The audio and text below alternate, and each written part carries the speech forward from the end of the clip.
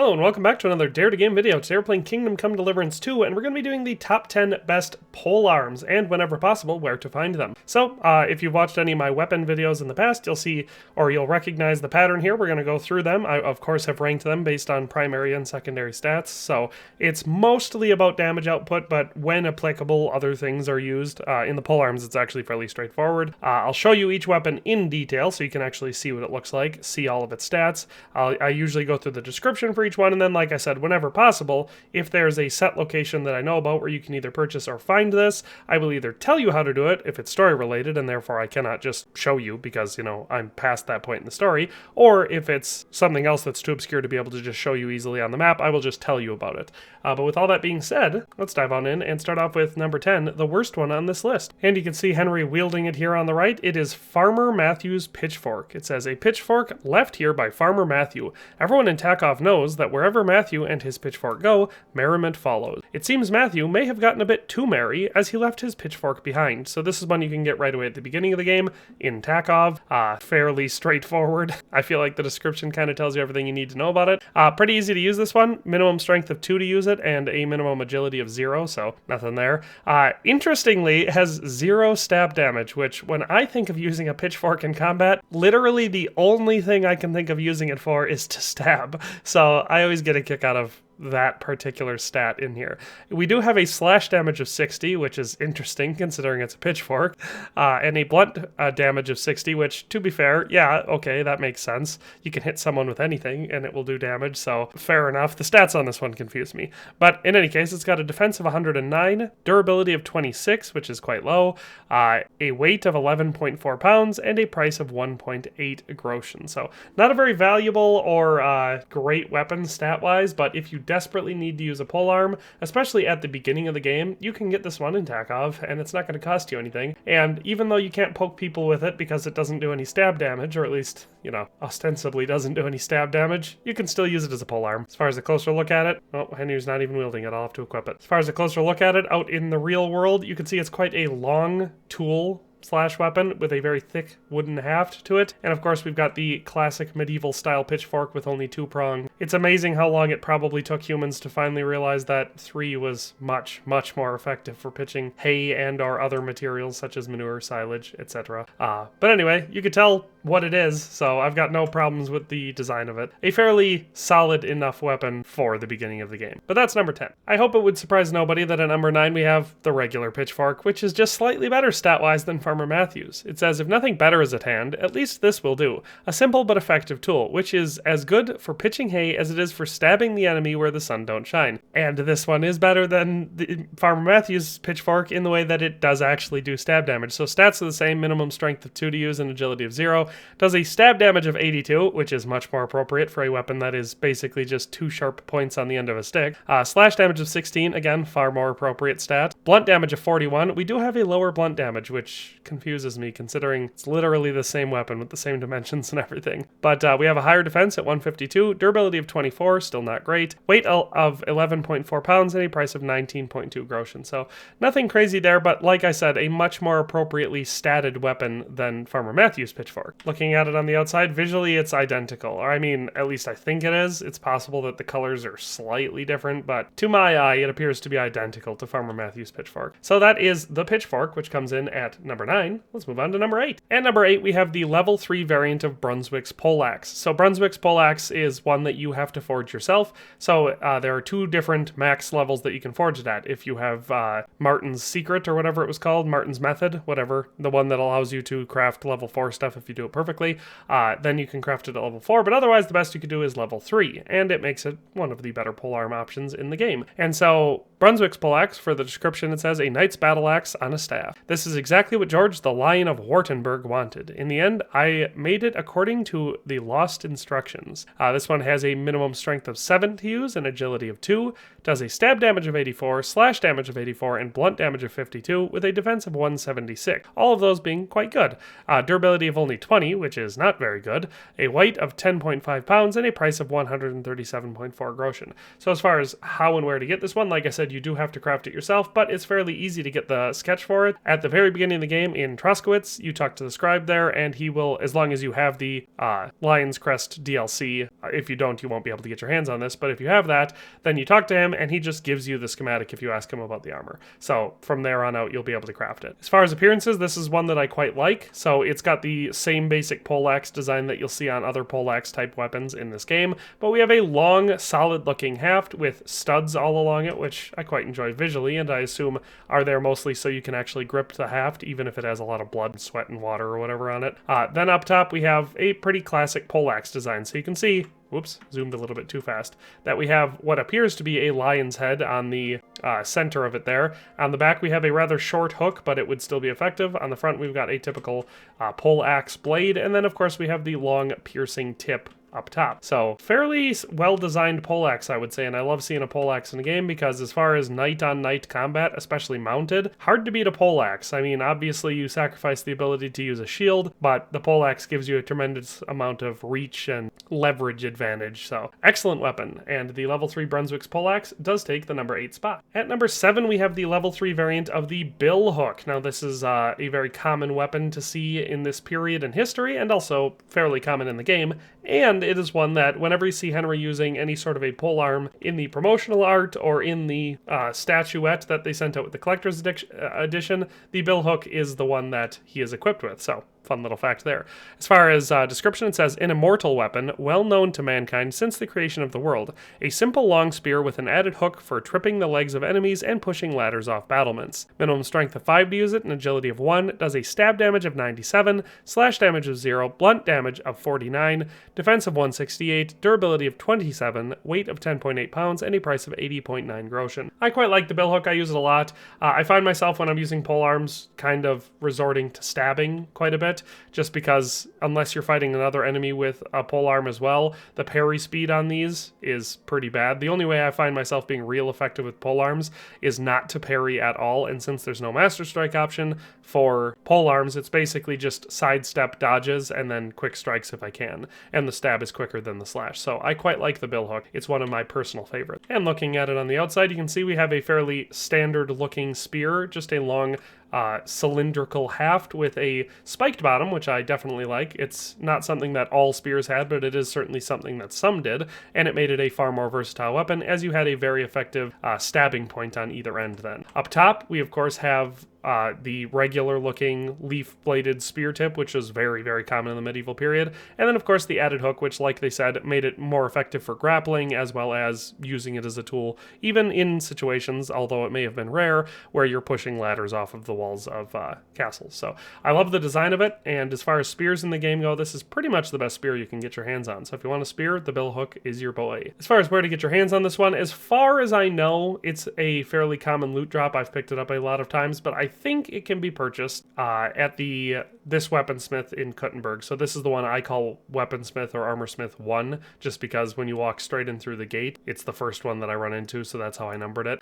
This is the spot where you'll be able to buy, if you can buy any of these weapons on this list at level 3, this is the blacksmith where they can be purchased at, or at least I'm 99% sure it's this one. Sometimes I confuse them in my head because there are 8 blacksmiths in Kuttenberg, and out of them, 3 are dedicated swordsmiths, and etc. But I'm pretty sure this weaponsmith is the one where you can buy the Billhook along with any of the other ones on this list that can be purchased. Except for the Pitchfork, which can be purchased at Takov in the first region of the map. But anyway, that's a long section for the Billhook, which got number 7. Let's move on to number 6. At number 6, we of course have another one that I quite like, the glaive, a classic weapon that is criminally underused in most historical media. It pretty much only ever sees the limelight in fantasy, so I love that it's included in here because it's a real weapon. The glaive, it says, a simple pole weapon for those who aren't highborn enough to get their hands on something better. It's nothing more than a long blade with a sharp point on a long handle, but unlike other pikes, it doesn't have a hook. This one has a minimum strength of 5 to use and agility of 1, does a stab damage of 68, slash damage of 97, and blunt damage of 49. Has a defense of 168, durability of 18,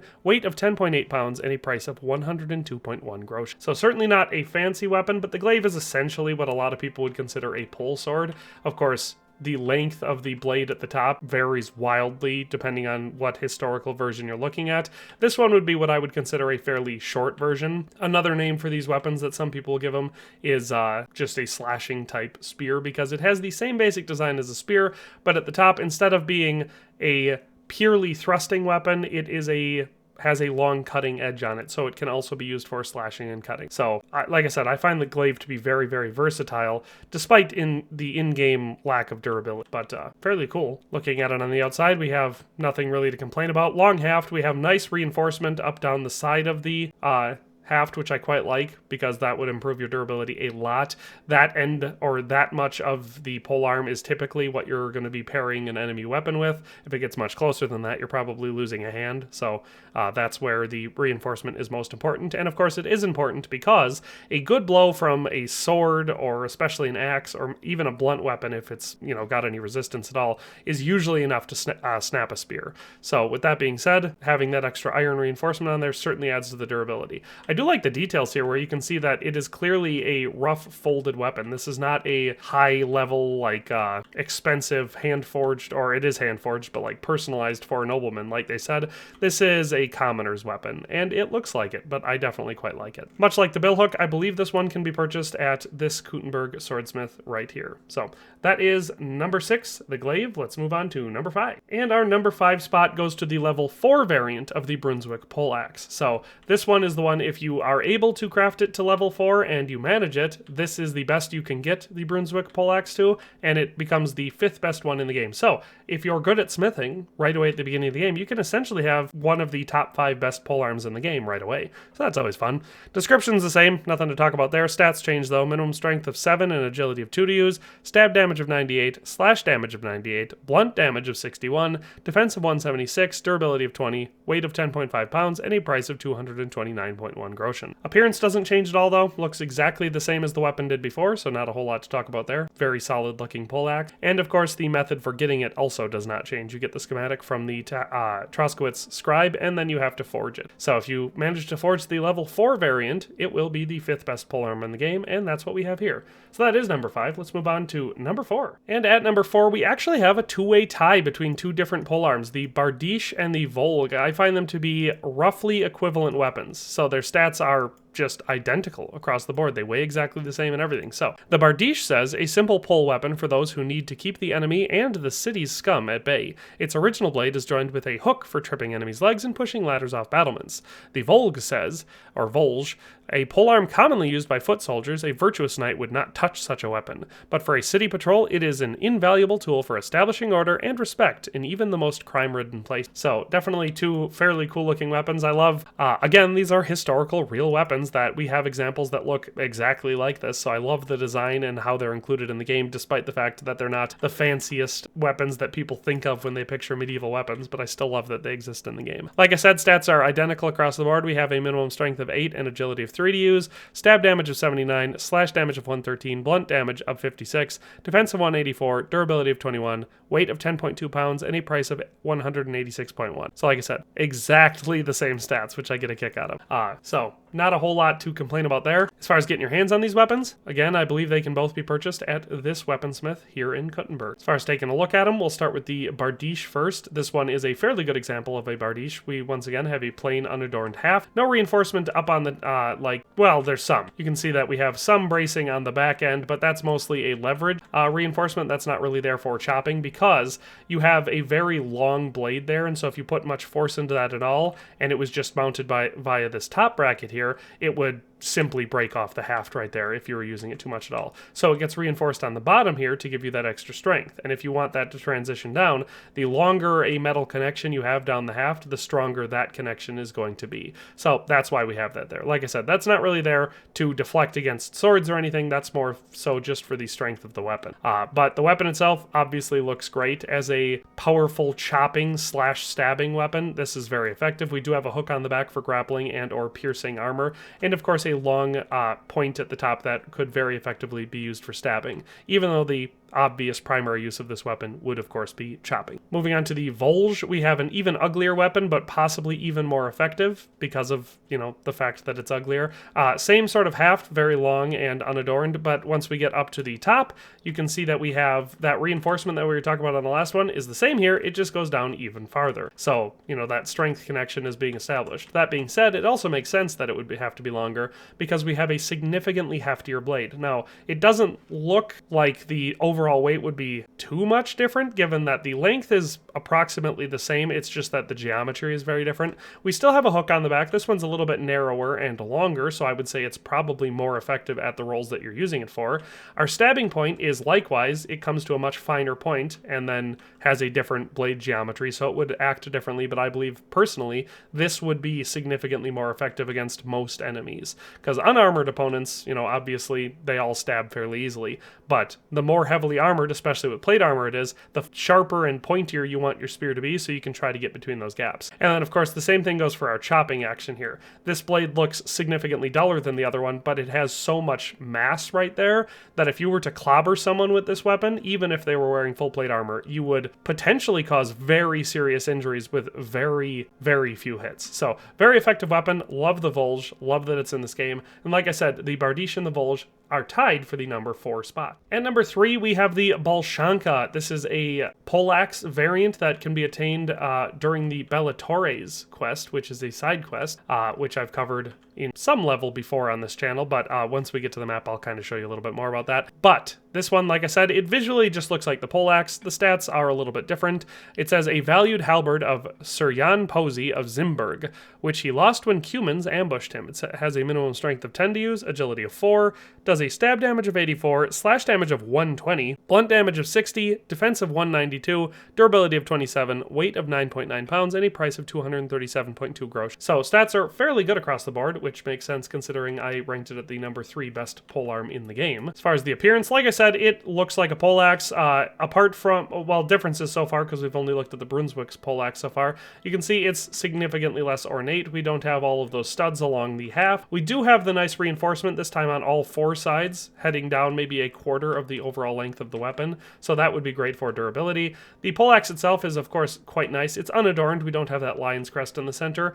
We don't have a single stabbing point on the back, but we do have basically a flanged, or a warhammer head, I was going to say mace, but a warhammer head style back, so that would be great as a hammer weapon to use against armored opponents. Our stabbing tip is excellent. You can see that it is very, very rigid because of its thicker 4-sided design, but it does come to a fine enough point to pierce between armor plating, so great design there. And then our front side, which would be the main weapon against, anyone who wasn't wearing plate armor, we have a finely well-honed, or I should say adequately well-honed because it's a little bit thick for my taste, but basically axe head. So as far as a Poleaxe goes, again, fairly well designed. This would definitely be an excellent weapon to use in the medieval period. And like I said, the level 3 variant does come in at number 3 on this list. So as far as where to get this one, it's fairly simple. If you want to start the Bellatores mission, which is how you can get your hands on this weapon, head over to Bylany, right here by the tavern. You'll find Jan Posey standing out in the streets in front of the tavern, hollering about how he wants to hire someone. All you got to do is talk to him and start the mission.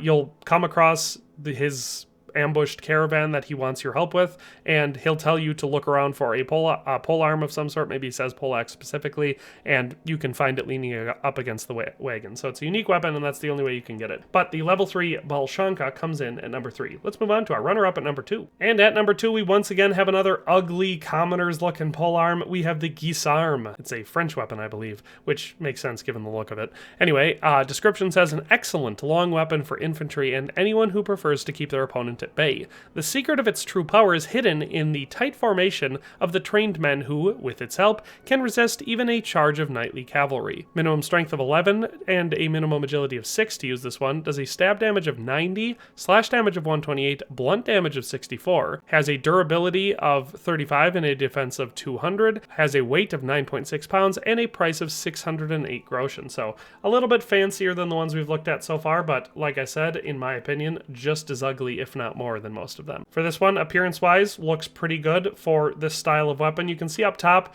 we have basically just a series of chopping spikes. You do have what could be considered a cutting blade on this longer part, but given the fact that you have, spikes that stick out farther than it up on the top, and then, little spikes down here, it's hard to say how effective that would be at cutting. So mostly I would say this is a spear primarily, because we do have what's probably a 4, maybe 5-inch point on the top, possibly less. Hard to tell from, context in here. Probably less. And then we have a stabbing point or hammer stab point on both the front and back. So it would be a very effective weapon to use. It was obviously historically used quite a bit. Reinforcement on it isn't super great. You can see we only go down, again, probably maybe 5 inches on the half after the mounting point. So, durability would be a problem with that, but overall, very solid weapon, and it performs very well in the game. As far as where to get your hands on this one, I got great news. I'm pretty sure you can purchase the level 3 variant right here at this weaponsmith, the one that I've been pointing out for most of the weapons that can be purchased on this list. So that's the Guisarme at number 2. Let's move on to our all-around best polearm in the game. And at number 1, shouldn't surprise anyone, we have the standard Poleaxe at level 3, being our all-around best polearm in the entire game. It says a knight's battle axe on a pole designed especially for noble warriors, because its forging cannot be entrusted to any village blacksmith. A terrible crushing and slashing weapon, it can cut through even the best armor like a knife through butter. That's obviously not accurate, but that being said, like I said at the beginning of the video when we were talking about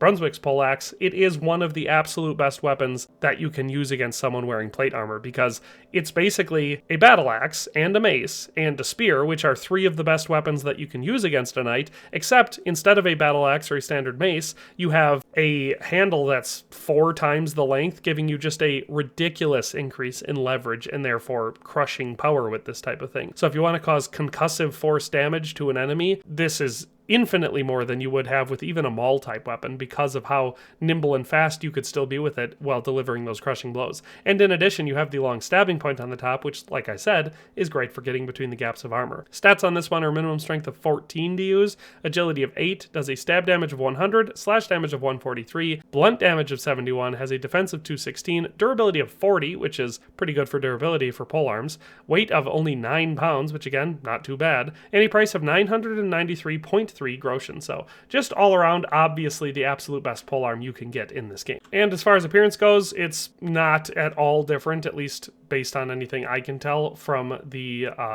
Balshanka, which was just a, like I said, unique variant of this weapon. So we have all the same advantages, nice mace on the back, we have the axe on the front, big long stabbing tip, well reinforced for about a quarter of the haft on this polearm, and then the rest of it looks fairly standard. So not a lot to talk about there visually, just obviously an excellent weapon that I quite enjoy. And lastly, although I'm not sure about this one, I think you can also purchase it at this weaponsmith. So not hard to get your hands on. It's possible that I'm mistaken about that, but I'm pretty sure I purchased the level 3 variant there. So with all that being said, that is our top 10 best polearms in this game. I hope you enjoyed this video, found it useful, entertaining, whatever you may watch weapon videos about Kingdom Come Deliverance 2 for. But in any case, that is all for today, and we'll see you next time. Thanks for watching another Dare to Game video. If you liked this video, please leave a like and a comment. If you haven't already, be sure to subscribe to the channel.